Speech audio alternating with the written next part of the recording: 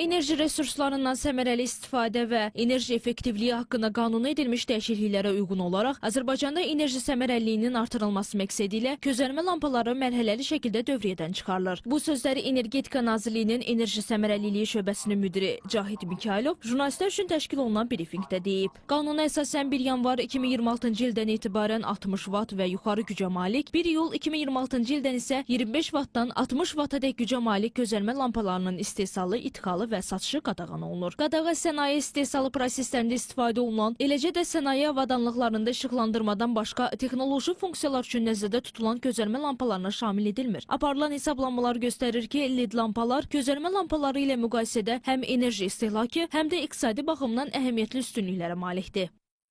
LED lampalar kifayət qədər böyük, deməli, uzun ömürlüdür demək olar, yəni 15.000 saat və daha yuxarı deməli, istifadə olunabilir. Bu təqribi 7 ilə bərabərdir. Közərmə lampalarında bu müddət çox aşağıdır.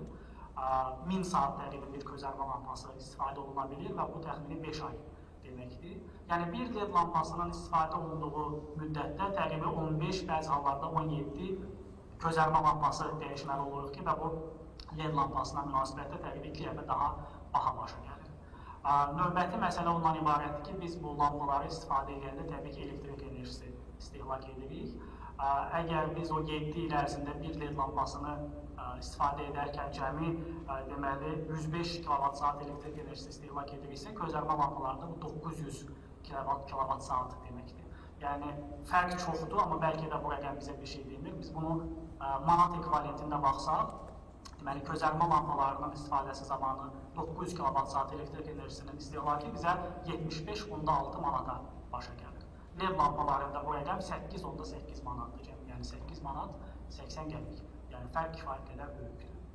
Məlumdur ki, işğaldan azad olunmuş ərazilərdə də yaşıl enerji zonası yaradılması istiqamətində iri miqyaslı tədbirlər icra edilir. Bərpa olunan Enerji Mənbələri Dövlət Agentliyinin layihələrin idarə edilməsi şöbəsinin müdiri Cəbrail Əliyevin sözlərinə görə, həmin ərazilərdə enerji səmərəli işıqlandırmanın icrası sayəsində görülən işlər də məhz bu amilin əsas komponentlərindən hesab olunur. Yaşıl enerji zonası dedikdə biz orada müxtəlif yanaşmalar, yəni günəş panellərinin tətbiqi olsun, daha sonra enerji səmərəli texnologiyalar, yəni enerji səmərəli tikinti materialların istifadəsi olsun və xüsusilə də nəzərə almaq lazımdır ki, həmin ərazilərdə işıqlandırmaq enerji səmərəli olmalıdır. Və mən qeyd etmək istədim burada ki, hal-hazırda həmin ərazilərdə salınan kənd, rayon, şəhər, hər birində yeni salınan küçə və yollarda artıq LED əsaslı işıqlandırma sistemindən istifadə edilməkdədir və bu proses arzuculuğa davam edir. Bildiyiniz kimi, hal-hazırda həmin ərazilərdə 70.000-ə yaxın insan yaşayır və bu isə o deməkdir ki, həmin insanlar artıq yeni texnologiyalarla təmasladırlar. Bunlar tək işıqlandırma dirəkləri formasında deyil, ümumiyyətlə yaşıl enerji zonasının müxtəlif aspektlərini ilə də təmasladırlar. Mən qeyd etmək istərdim ki, xüsusilə də ümumiyyətlə bir kənd həcmində küçə və yolların işıqlandırılması təxminən həmin kəndin 5-6% civarında beynəlxalq araşdırmalar olaraq istehlakını təşkil edir və biz artıq LED əsaslı işıqlandırmaları keçdikdə bu rəqəm 1-2% civarında öz əksini tapır. Əgər biz xüsusilə də günəş əsaslı, yəni hibrid formalı LED əsaslı işıqlandırmaların istifadə edirik, demək olar ki, bizim artıq enerji sərfiyyatımız yəni şəbəkədən asılı olmadan avtonom rejimdə çalışa bilər.